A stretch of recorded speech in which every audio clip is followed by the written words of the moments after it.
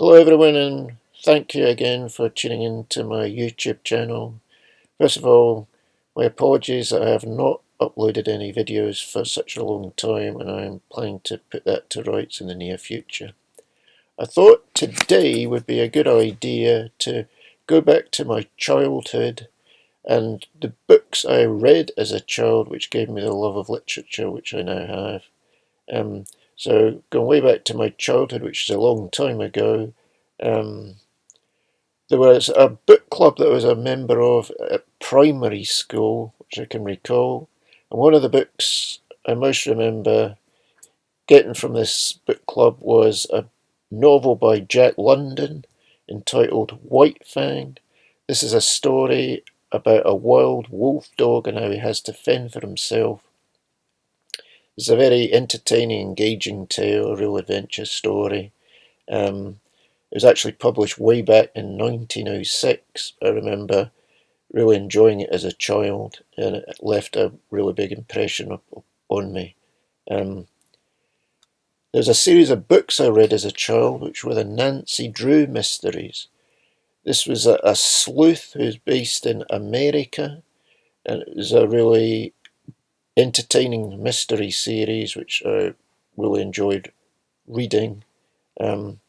This again, I hadn't realised how long ago these books were written now, because they actually began in the 1930s. They went on for quite a long time, but they actually began in 1930s, which I hadn't realised until researching it recently.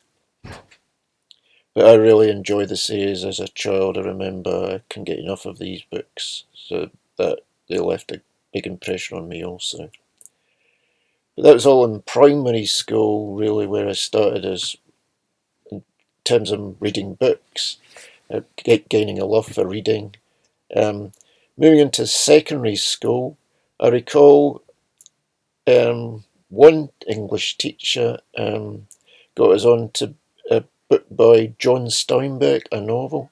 That was a very good book as well, but it actually had a funny episode that happened, although it wasn't very funny at the time.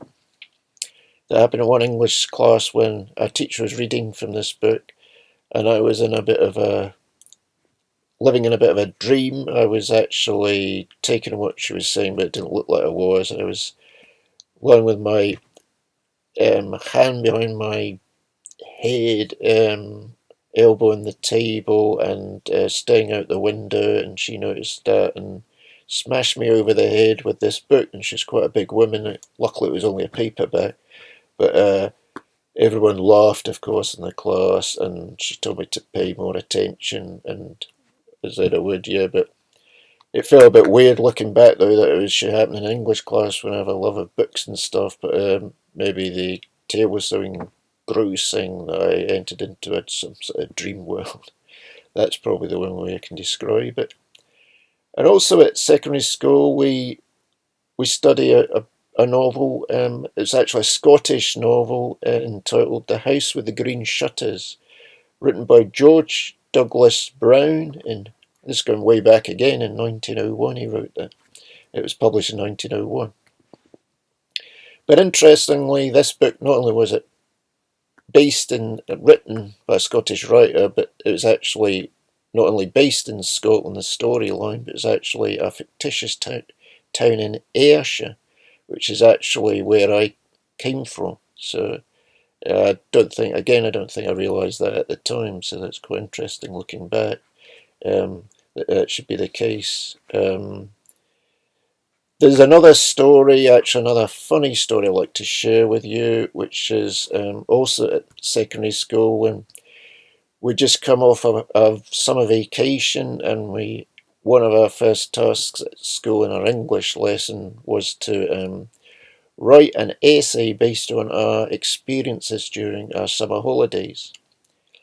I started writing this essay, and then I put my hand up to the teacher. He asked me what it was, and I said, well, what happened in our summer holidays was quite good. I quite enjoyed it, but is it okay if I just add a few extra things that didn't actually happen, just make it up?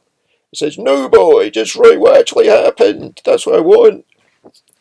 So I said, all right. But maybe that was one of the first signs I wanted to become a writer, that I was not content to just write what actually happened, but I wanted to fictionalise it.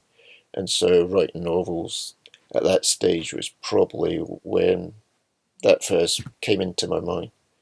Um, so that's basically all for today. Thank you for tuning in. I thought I'd bring in a bit of an insight into my childhood experiences about reading books and how it formed me as a writer in the years to come. Um, Thank you for tuning in then, and I look forward to speaking to you again very soon. Thank you very much. Bye.